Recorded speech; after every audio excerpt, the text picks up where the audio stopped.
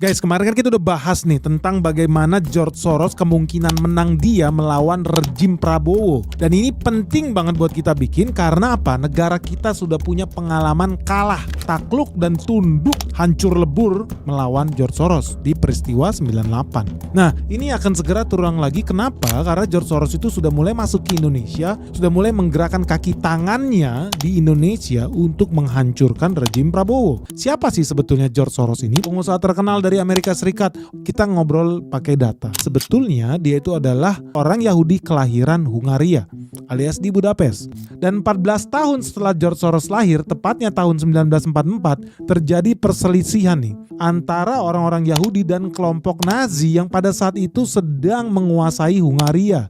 Nah, upaya George Soros buat kabur dari rejim Nazi itu berhasil karena di tahun 1947 George Soros dan keluarganya berhasil pindah dari Hungaria ke London di Inggris. Nah, saat lulus kuliah, George Soros kemudian memulai karirnya di industri keuangan sebagai trader dan analis di Singer and Friedlander.